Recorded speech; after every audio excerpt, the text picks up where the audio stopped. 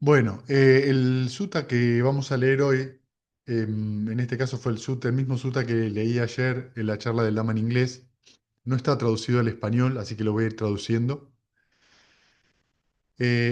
Este sutta está dentro del Sutta Nipata. El Sutta Nipata es una sección del Canon Pali que está considerada como una de las más antiguas. De hecho, hay diferentes palabras que son usadas acá en el Sutta Nipata que no son usadas en los otros Nikayas, en los sermones largos, medios, en los ordenados temáticamente y en los numerados. En general, el Sutta Nipata está escrito como poemas y si bien tiene instrucciones, parecen instrucciones para practicantes muy avanzados, porque tiene algunos suttas que son poesías, que son instrucciones, pero que hay que entender bien de qué está hablando. En particular, el Sutta Nipata está dividido eh, en 5 libros y este quinto libro, que creo que es el libro, el gran capítulo, ¿sí? Así se llama. Hay un pequeño capítulo, este es un gran capítulo. Corresponde, si no recuerdo mal, a la historia de un brahmin que se llamaba Bavari, que tenía alrededor de 120 años y que había escuchado del Buda y quería conocerlo. Y este Brahmin tenía a su vez estudiantes avanzados del estudio de los Vedas que también tenía a su vez estudiantes. Entonces manda a estos Brahmines, que creo que son como 16, a verlo al Buda, porque el reporte que había del Buda era que era un hombre iluminado, un arahant. Además tenía las 32 marcas que corresponden, las 32 marcas corporales, que corresponden a un Buda. Y bueno, y entonces cada uno de estos brahmines más jóvenes que él se le presentan al Buda y cada uno le hace una serie de preguntas y el Buda les permite que le pregunten lo que quieran. Eh, Son preguntas muy interesantes, muy interesantes. Y lo que podemos ver son dos cosas en el contexto de esto. Es que primero que nos damos cuenta que antes del Buda existía el concepto de nirvana o de nirvana, existía el concepto de arahant, existía el concepto inclusive de un Buda, pero estos conceptos no significaron lo mismo después de la llegada del Buda. El Buda toma un montón de todas estas palabras, de todos estos conceptos y los redefine, inclusive el término de Brahmin, ¿sí? Que en la India de ese momento implicaba la primera casta, la casta de los sacerdotes, eh,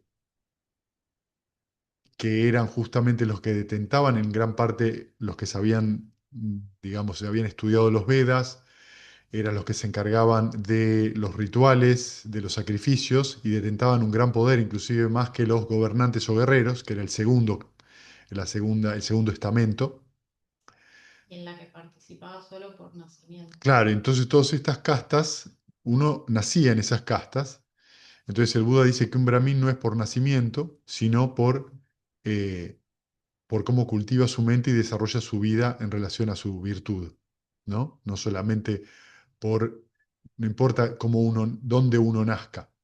Lo que esto es muy interesante si uno lo ve en pos de la visión del karma que hay. Yo nací en este lado porque es mi karma y por eso soy bueno, soy malo, o tengo esto, tengo lo otro. Y hay que ser entonces muy, muy cuidadoso con ese tipo de observaciones, porque si bien es verdad que uno es heredero de su karma, siempre tiene la posibilidad de decidir y modificar o cambiar el curso de los acontecimientos, dado que el futuro no está escrito. El sutta en cuestión que vamos a leer hoy es el número 6. Se llaman las preguntas de Upasiva. Eh, entonces es el Samyutta Nikaya, el libro número 5, el sutta número 6. En sutta central lo van a encontrar como el sutta número 8, no el número 6. ¿Sí? No sé bien por qué. Sutta Nipata, ¿sí? Si dije Samyutta Nikata, no, Sutta Nipata. Y bueno, entonces dice así, ¿no? El primer párrafo es la pregunta que le hace Upasiva, ¿no? Entonces dice. solo Sakya, Sakya refiere al Buda, sin soporte, no, eh,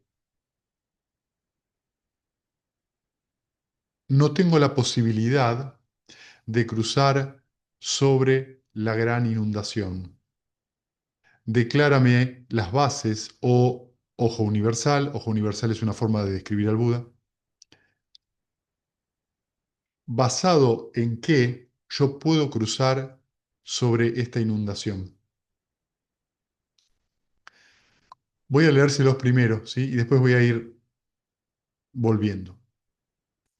Contemplando la nada, atento, responde el Buda, apoyado en no hay esto, se cruza sobre la inundación. Habiendo abandonado los placeres sensuales, refrenándose de la perplejidad, noche y día, mirar en la destrucción de la avidez. Mirando en la destrucción de la avidez. Upasiva pregunta, uno que no tiene lujuria o avidez por los placeres sensuales, soportado por la nada, habiendo descartado todo lo demás, liberado en la suprema emancipación de la percepción, ¿uno estaría ahí sin irse? Refiriéndose a... Bueno, después lo explico. Uno, sin lujuria o avidez por los placeres sensuales, responde el Buda, soportado en la nada, habiendo descartado todo lo demás, liberado en la suprema emancipación de la percepción, uno está ahí sin irse. O uno está, sí, ahí sin irse. Upasiva pregunta, si uno está ahí sin irse, inclusive por una multitud de años, o ojo universal o Buda, él se volverá fresco o apaciguado, liberado justo ahí, o él o su conciencia de tal persona también moriría.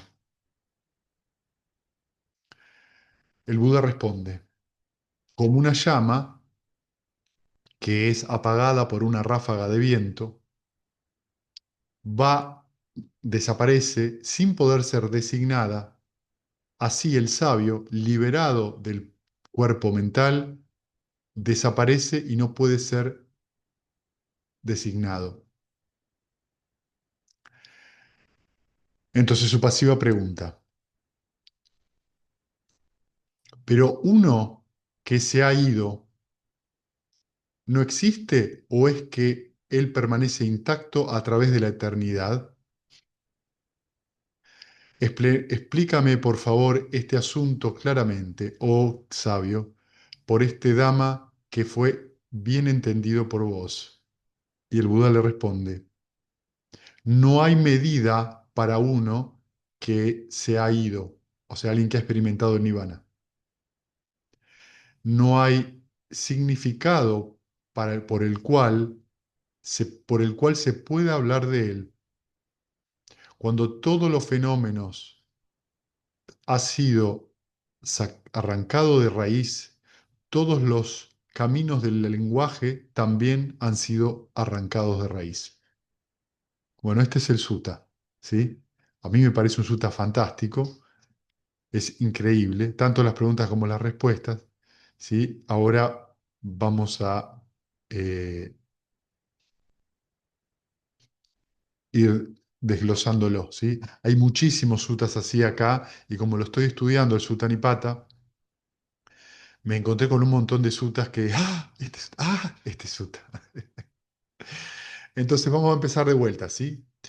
Upasiva pregunta, solo Sakya, sin soporte, no, no soy capaz de cruzar sobre la gran inundación.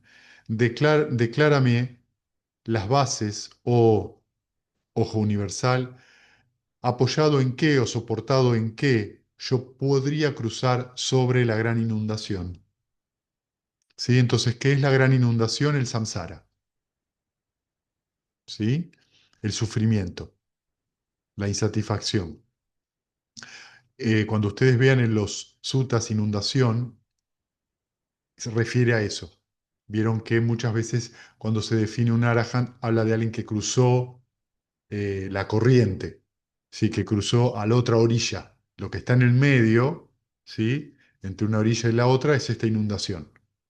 Y el dama es la balsa que te ayuda a cruzar, ¿sí? Entonces le pregunta, ¿basado en qué? ¿Basado en qué o apoyado en qué yo puedo cruzar todo este océano, toda esta masa de sufrimiento? Entonces el Buda le dice, contemplando la nada, atento, apoyado en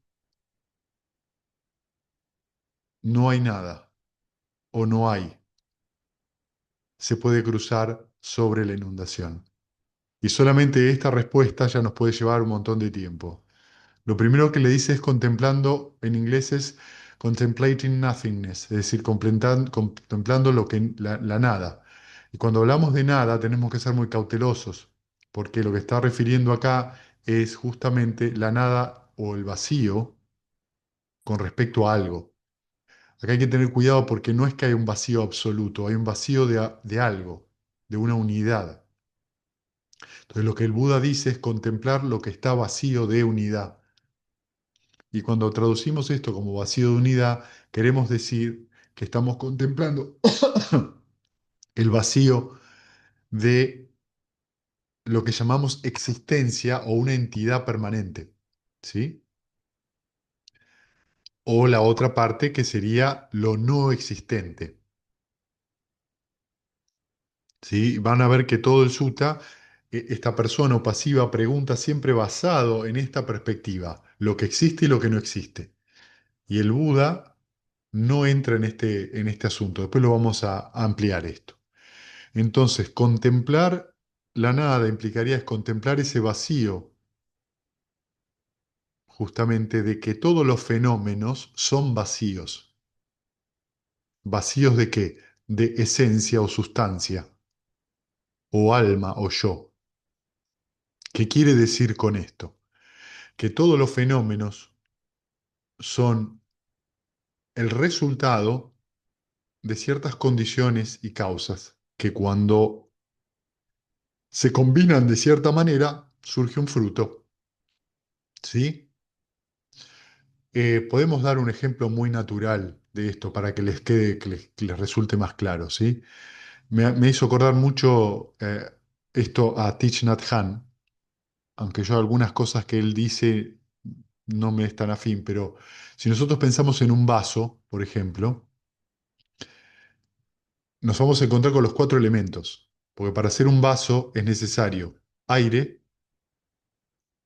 tierra, agua y fuego, ¿sí? Es decir, necesitamos los cuatro elementos. E inclusive también necesitamos el espacio, porque el vaso tiene un espacio adentro. E inclusive podemos ir más lejos y también necesitamos el sexto elemento, que es la conciencia. Tiene que haber un proceso mental para que el vaso ocurra, ¿no? Entonces, cuando nosotros nos encontramos con el vaso, vemos que es una combinación de elementos. Sin embargo, para hacer una silla también necesitamos los cuatro elementos. El elemento sólido, el elemento agua, el elemento fuego y el elemento aire. Si no, no podríamos hacer una silla. Y si nosotros queremos construir una pared, también necesitamos los cuatro elementos. Hay que coser los ladrillos, se necesita agua para el cemento, o sea, se necesita los cuatro elementos combinados. Pero depende cómo sean esas condiciones, cómo se combinen esos cuatro elementos, podemos tener una pared o un pastel de chocolate. ¿Sí? Entonces, les doy este ejemplo muy sencillo y muy básico para que nos demos cuenta que las condiciones son eh, infinitas.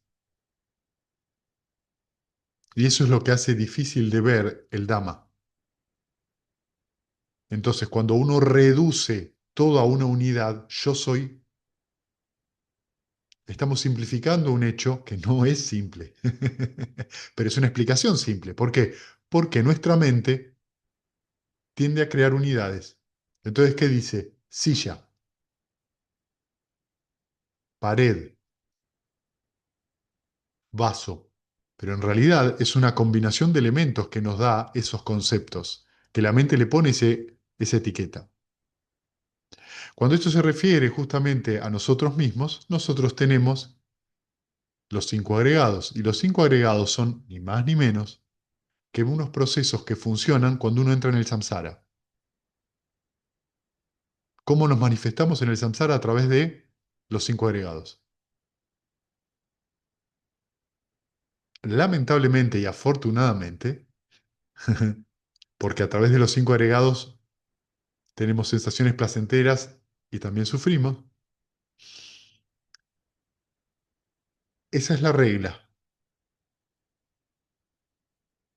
los cinco agregados. La regla es eso. Si yo estoy en el samsara, tengo los cinco agregados, excepto si soy un ser inmaterial, donde no tengo cuerpo físico. Entonces voy a tener cuatro agregados mentales. Sí, sensación, percepción, formaciones mentales y conciencia.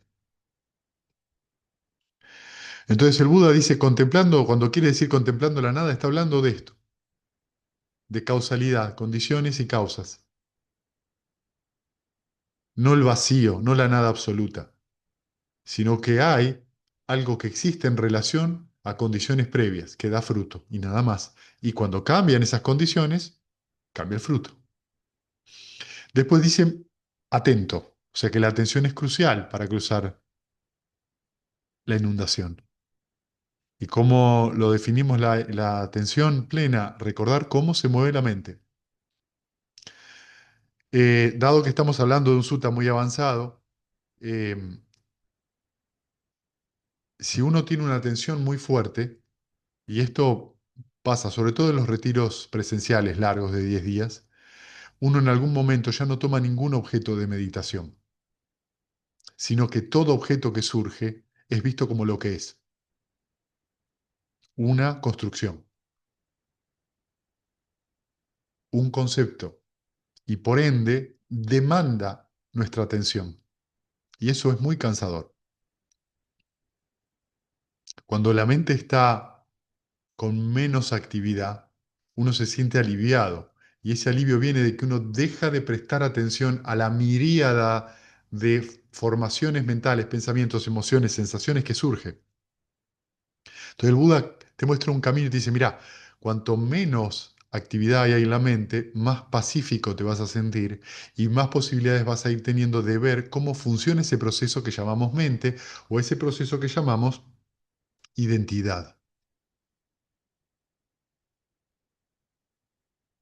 Por eso la atención es crucial, para observar cómo se mueve la mente de un objeto a otro. Y luego dice, apoyado por lo que no es. Y esto es muy interesante porque lo que está hablando es del aspecto de la cesación de todos los fenómenos. ¿Qué pasa cuando uno tiene una distracción y la deja ir? Experiencia que todos acá hemos tenido en la meditación. Uno tiene una distracción, un pensamiento de cualquier índole o una emoción de cualquier índole y uno la suelta, la reconoce primero y después la deja ir. Cuando uno la deja ir y se relaja, siente alivio. Y eso es contemplar la cesación. Estoy contemplando que cuando mi mente observa esa cesación, siente alivio.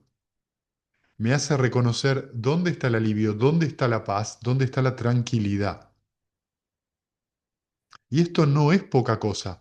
¿Cuántas veces ustedes hacen 6 Rs o aplican el noble esfuerzo en la meditación?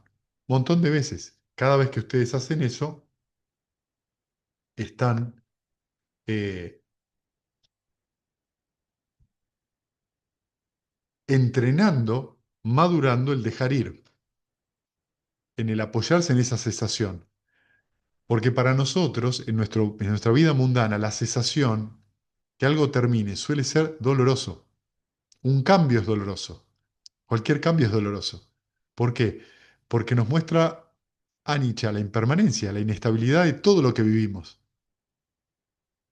Un día tengo a mi mujer viva y al otro día se murió.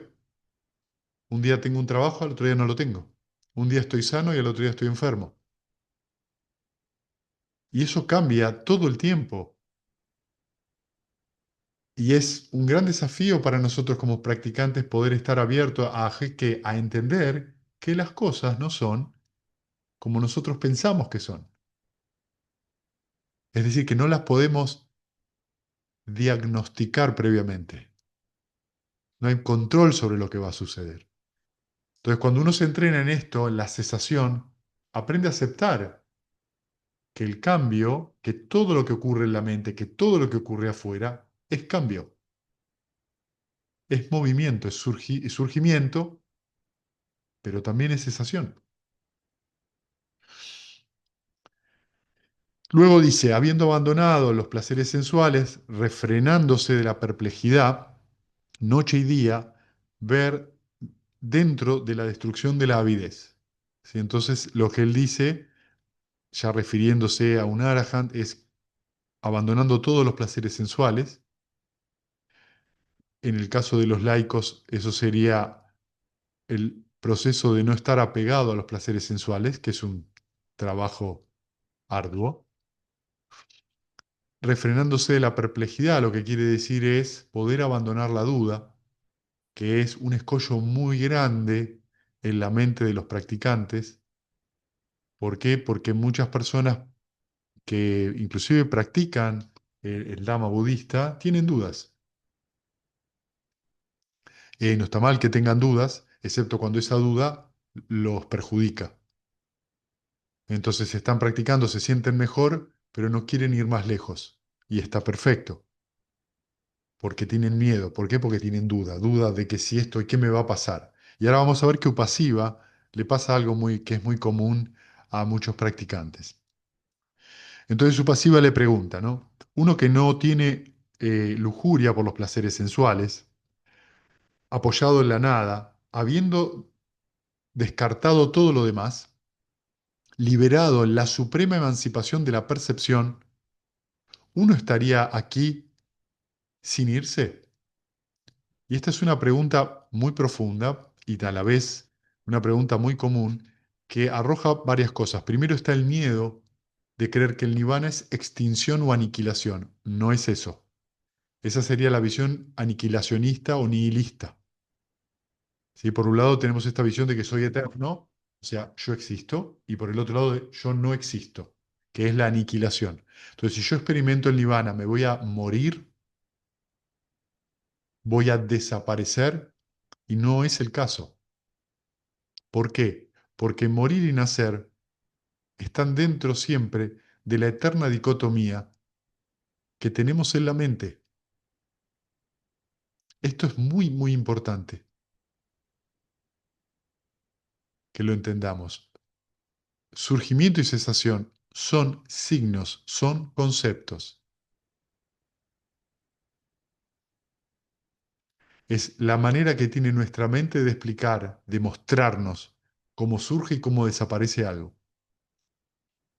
Y esta es la pregunta que le hace Upasiva. Si yo experimento en el nirvana, ¿me voy a esfumar? Y el Buda responde, uno que está sin lujuria por todos los placeres sensuales, apoyado en la nada, habiendo descartado todo lo demás, liberado en la suprema emancipación de la percepción, estaría sin irse. Y le da una respuesta muy profunda. Lo primero que le dice es que una vez que alguien alcanza el arahantado, todavía existe. El Buda es un ejemplo y todos los arahants son un ejemplo de eso, ¿sí? Pero también le está diciendo que está liberado en la suprema emancipación de la percepción. Y esta pequeña línea es re importante porque lo que está diciendo es que la percepción ya no está basada en la ignorancia, que todos los procesos mentales ahora no están basados en la ignorancia, no están basados en una idea de yo soy, yo existo,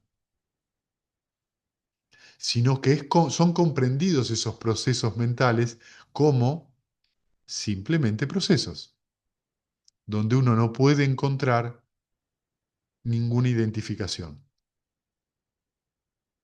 Entonces, uno se libera de creer que estos cinco procesos que llamamos cuerpo, sensación, percepción, formaciones mentales y conciencia son una identidad. No, son solamente los procesos de manifestación en el samsara, nada más y nada menos.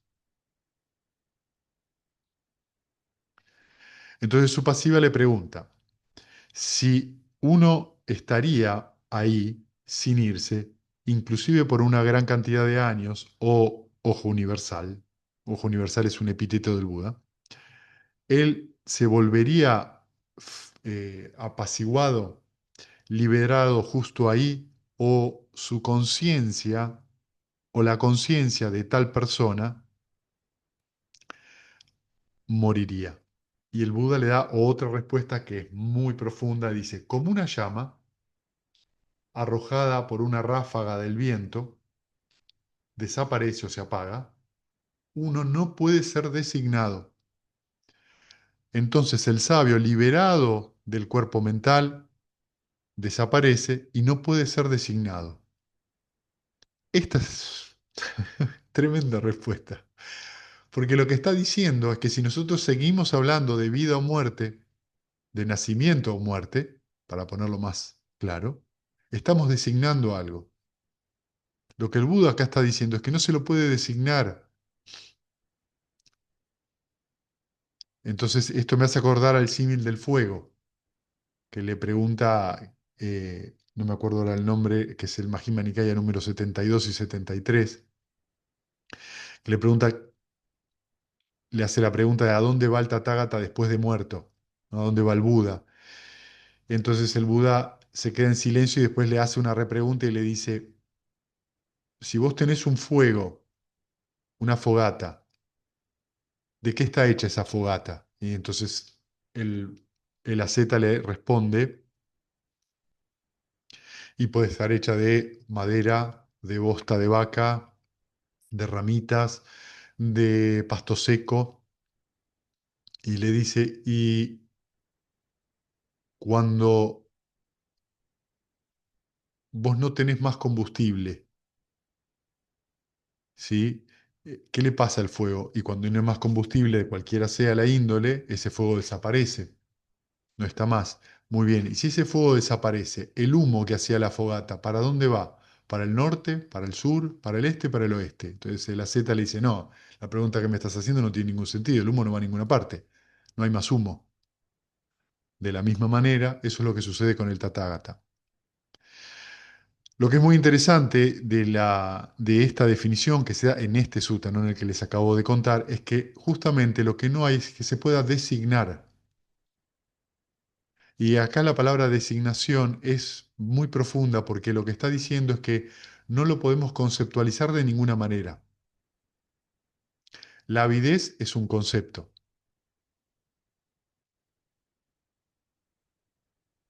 Inclusive las sensaciones y las percepciones entran dentro de las formaciones mentales.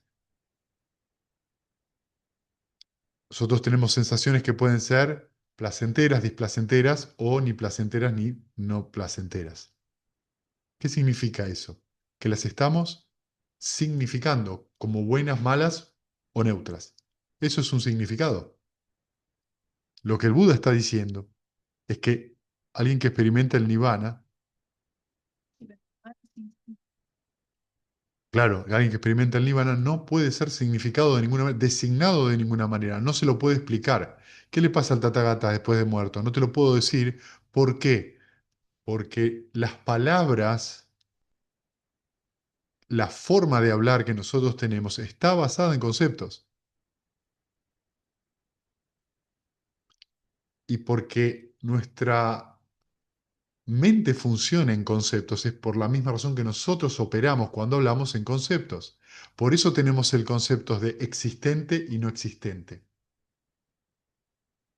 Y esta dualidad entre existente y no existente, es decir, vivo para siempre o soy solo un cuerpo y no existo más, era una gran pregunta que tenían los yogis previos a la época del Buda, los ascetas previos a la época del Buda, los ascetas que designaron o construyeron o compusieron los Vedas.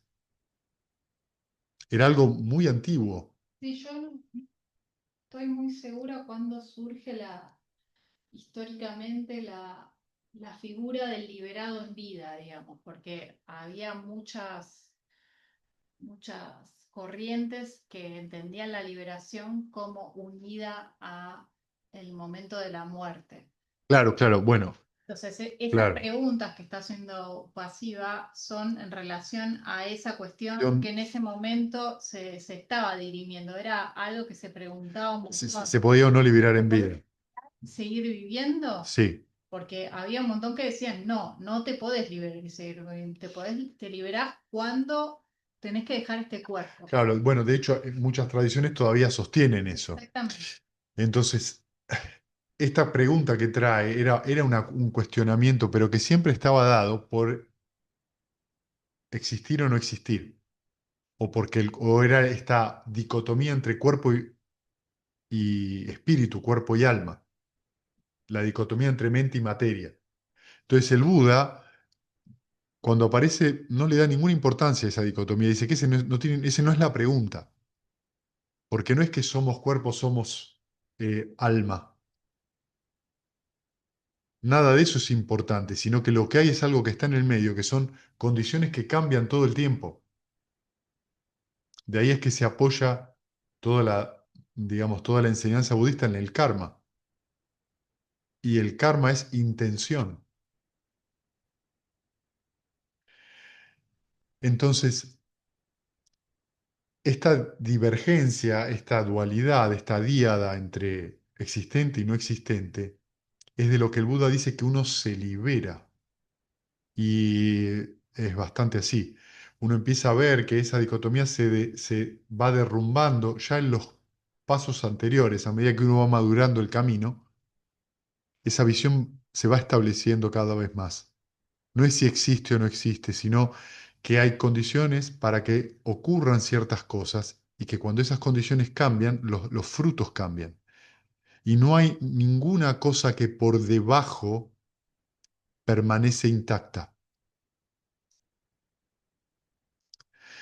Entonces, por eso el Buda dice, no es posible designarlo, porque lo que el Buda se da cuenta es que la mente funciona en esos conceptos.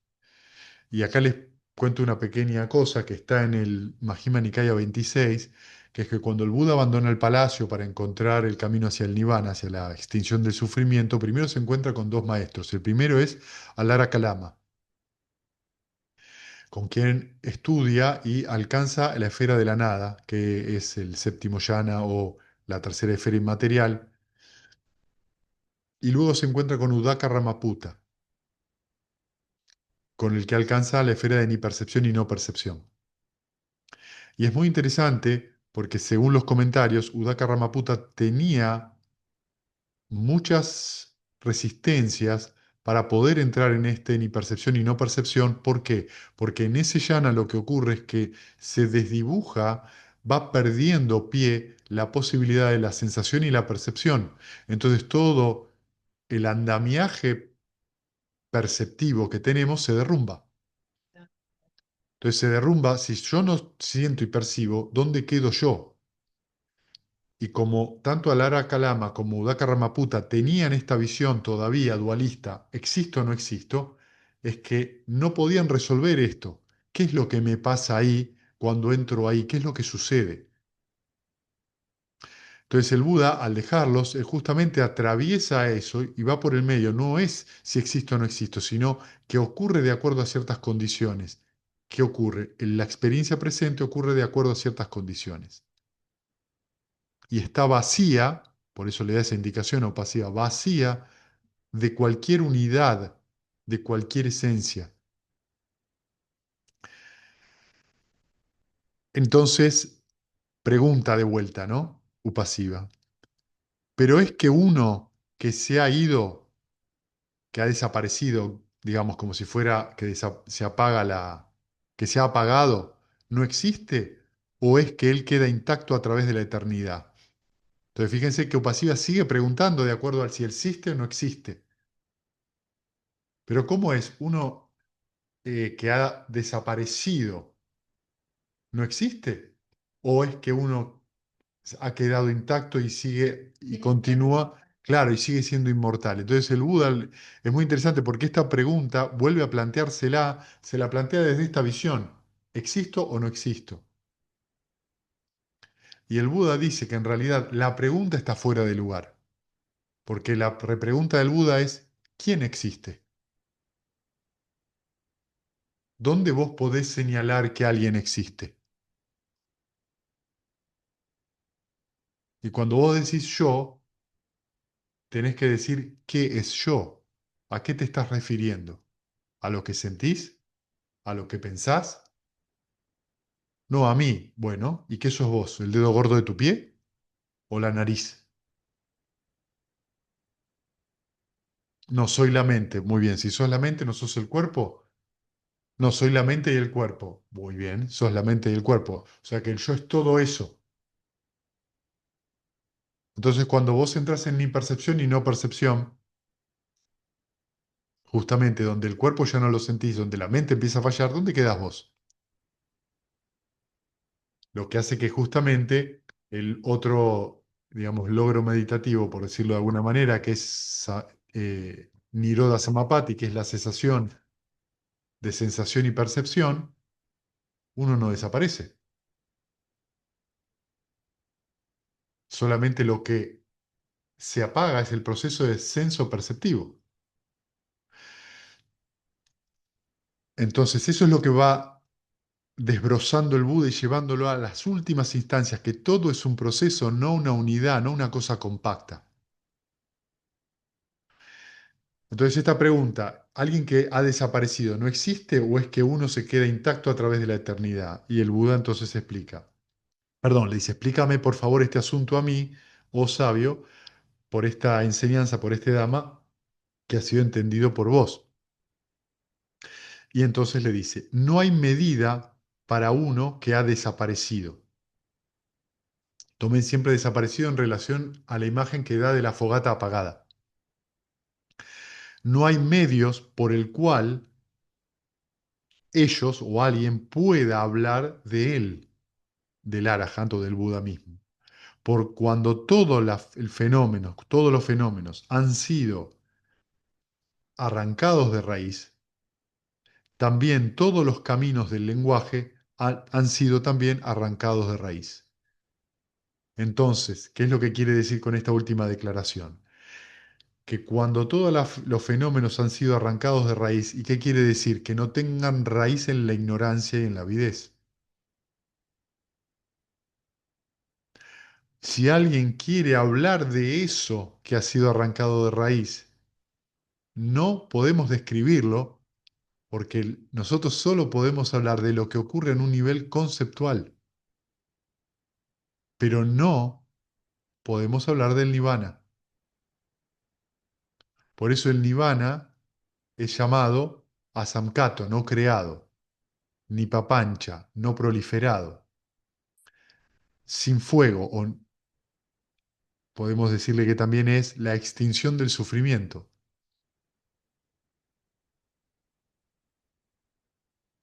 Y es muy interesante cuando uno lee estos sutas, vieron que la mente hace como es como que quiere entrar a un lugar para entender y es rebotada continuamente. No, pero ¿cómo? Y no puede. Entonces el Buda, me imagino yo también para calmar un poco la ansiedad de conocimiento, da los símiles, porque los símiles simplemente apuntan a un lugar. Son el dedo que señala la luna. Pero es para darle una orientación, una instrucción a la mente, a la práctica sobre todo, no a la mente, hacia dónde se tiene que dirigir. Entonces es muy interesante ver cómo el Buda entonces no entra en el dilema de existo o no existo, inferior o superior o igual, ¿sí? Grueso o fino, ¿sí? Burdo o sutil, sino que va justamente al medio de eso, lo corta por el medio y no entra en ese tipo de discusiones. Por eso el Buda declara que el Dhamma que él enseña no entra en rivalidad o contingencia o pelea con nadie en el mundo. Bueno, muy bien. Me pareció un suta muy interesante, muy interesante. Sobre todo escrito de una manera tan simple, de poema, ¿no? Eh, y tan profundo. Bien, ahora sí, ¿tienen preguntas? Las que quieran. Mientras piensan las preguntas, les cuento el sábado que viene tenemos charla del Dama, ¿sí? A las 7 también en horario veraniego.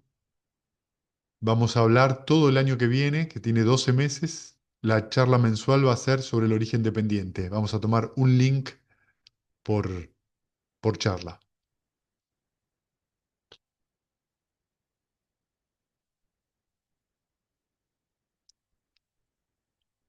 Y empezamos con la masa. Ah, y empezamos con Yaramarana, con la masa de sufrimiento, ¿sí? Con muerte y enfermedad.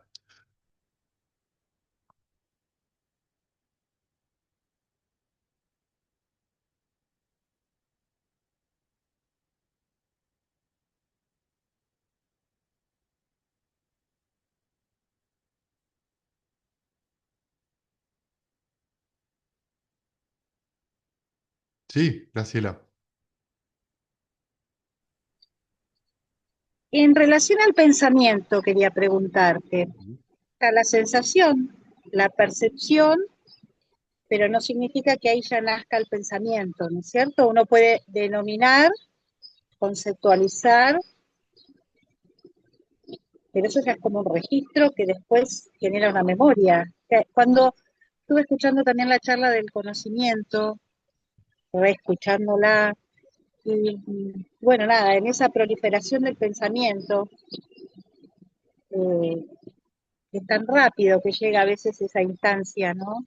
Cuando en la vida cotidiana, porque cuando uno está meditando surgen algunos pensamientos, algunos conceptos, pero después, bueno, eso de pensamiento aplicado, va, va atravesando los llanas, no la avidez disminuye o no hay.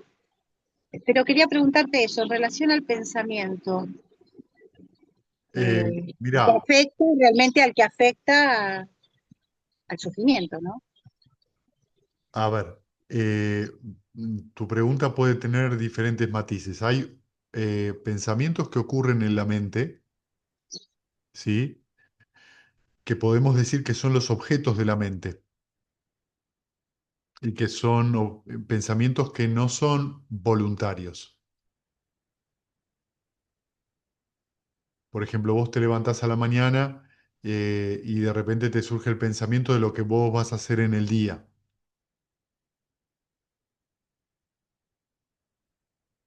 Quizás lo que te pasa en ese momento es que hay un estado de ansiedad que uno no capta y captás el pensamiento debido a ese estado de ansiedad. Y ese es el proceso que vos estás mencionando. Hay una sensación, hay una percepción que no es consciente porque no te estás dando cuenta de que estás ansiosa, pero hay pensamientos que están proyectados hacia el futuro y que uno dice, por pensar en el futuro me pongo ansioso. En realidad vos ya estás ansiosa y se proyectaron esos pensamientos y entonces después hay más ansiedad porque los pensamientos lo que hacen es alimentar esa ansiedad, ese estado mental eh, inquieto. ¿Sí?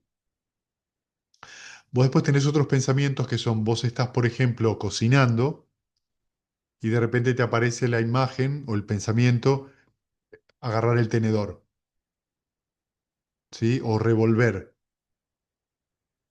O estás en la meditación, estás muy tranquila y aparece un comentario en la mente que dice, qué tranquilidad, que es la percepción manifestándose, está describiendo un hecho que está pasando en el momento. Ese es otro tipo de pensamiento, ¿sí?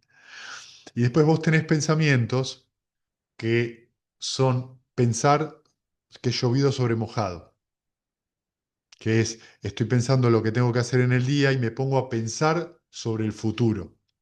totalmente decidido a pensar sobre el futuro. Entonces tengo que hacer esto a la tarde y cómo lo voy a hacer. Entonces cuando lo voy a hacer esto y empiezo a pensar y a pensar, a pensar, que no necesariamente es planear, porque un planeamiento tiene un inicio y tiene un final. Yo puedo planear, tengo en la mañana que hacer esto, voy a hacer esto, esto y esto, y después ya está, lo descarto. Solo organicé mi agenda, pero luego no sigo pensando en eso. Entonces nosotros tenemos ciertas actividades, ciertos pensamientos, podemos decir, que están ligados a que son comentarios de la situación presente. Esos pensamientos no importan mucho, porque son el objeto de la mente momentánea, ¿viste? Y así como vienen, se van. Esto vendría a ser que vos tomás conciencia de esos pensamientos porque le dedicaste tu atención. Hay un contacto, hay una atención sobre eso y aparece. Es como cuando vos mirás hacia tu derecha y te encontrás a tu izquierda y te encontrás con una pared. Mientras vos mires a la pared va a estar ahí. Vos la dejás de mirar y la pared desaparece de tu campo visual. ¿Sí? Bueno, estos pensamientos que yo te menciono son iguales. Son como el objeto externo de la mente, por ponértelo de alguna forma. Luego están estos otros pensamientos que yo alimento. Ese es el tema acá. Cuando yo, cuando hay una proliferación mental y yo no me estoy dando cuenta que los estoy alimentando. ¿Qué ocurre? Cuando yo me explico cosas, empiezo a asociar estos pensamientos con otras cosas y hago un montón de asociaciones y continúo con esas asociaciones y cada vez me voy sintiendo peor. Pregunta práctica, ¿está mal hacer asociaciones? Para nada. Si mi mente está en tranquila y en paz y yo soy capaz de observar una reflexión con el suficiente espacio en la mente, es decir, me dedico a reflexionar, no hay ningún problema. Pero eso no es la reflexión que en general uno está enseñado culturalmente. Sí, es para el beneficio, sí, pero además de eso, yo me refiero, digamos, a la mecánica de la reflexión. La mecánica de la reflexión no es pensar, pensar, pensar, pensar, no, eso es proliferación mental y él agota la mente. Reflexionar sería, vos, por ejemplo, Y aprieta. te sentás a meditar y en algún momento de tu mente muy tranquila, por ahí te surge un pensamiento, algo que a vos te preocupa en la vida diaria. Y simplemente lo dejas ir. Lo reconoces como obstáculo y lo dejas ir. Y por ahí, cuando vos terminás la meditación, te surge una reflexión, te surge una observación.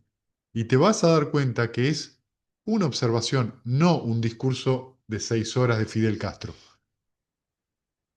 ¿Sí? No es un discurso político, no es una comparación, no es una medición yo contra otro, es una observación muy clara. Eso es una reflexión profunda, muy sencilla, muy dinámica, muy precisa. No es un análisis psicológico de la situación, Directo. es directo. Eso es que la mente intuitiva te habló y tenés que seguir esa mente intuitiva. No importa que te diga una ridiculez, hacelo. Pero eso va contra todo lo que yo hago. Hacelo y vas a ver. Cuando ocurren esos silencios en la mente, se abre la puerta para que la mente empiece a ver condiciones, empiece a ver desde otra perspectiva. Entonces uno ve las condiciones inmediatamente, pero no es un análisis, no es una cadena de pensamientos, es una cosa que te lleva a una acción muy concreta y directa, o a una no acción muy concreta y directa. Lo que no hay es papancha, esa proliferación indiscriminada de pensamiento. Y puede ser esto, puede ser aquello. ¿Y está bien o está mal? ¿Es correcto todo eso? No, todo eso ya estamos en la perplejidad de la que habla el Sutta. Estoy perplejo, no sé qué hacer. ¿Y eso sabes por qué pasa? Porque hay una idea de ganancia y pérdida. los miedos, Por supuesto. claro, ¿Sí? y situaciones inesperadas que te agarran como medio con el velo de la ilusión, de que uno está Totalmente, en un limbo totalmente. y de Está golpe distraído. te bajan a la tierra de golpe. Exactamente, por suerte, La verdad que sí. por suerte. Suele ser un tortazo, suele ser un tortazo, pero te muestra que hay momentos que uno pierde la atención y cae en el juego de buenos y malos. Es que todas las situaciones son inesperadas. La locura es que nosotros creemos Que no. que no, que tenemos una forma de calcularlo. Esa es la ilusión.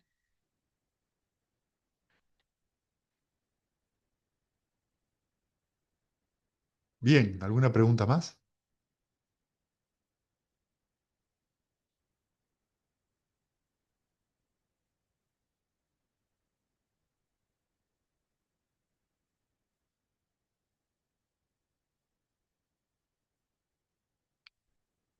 Bueno, muy bien, vamos a compartir méritos. Esperen que voy a eh,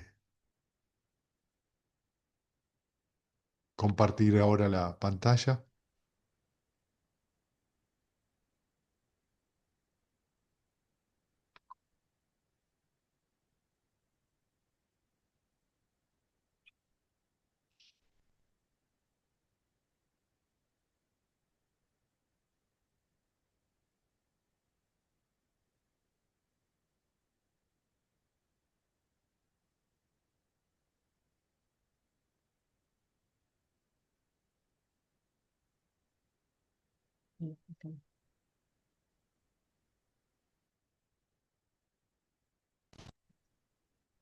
Que los que sufren sean libres de sufrimiento y los aterrorizados intrépidos sean. Que los afligidos se despojen de todo dolor y que todos los seres encuentren alivio. Que todos los seres compartan este mérito que así hemos adquirido para el logro de todo tipo de felicidad. Que los seres que habitan el espacio y la tierra, devas y naves de gran poder, partan el mérito nuestro y que por mucho tiempo protejan la dispensación del mundo. Salimos a la calle. Muchas gracias. Chao, besos a todos. Besos, Chao, Maru. Chao, chao. chao. Para mí. Eso pareció, ¿eh?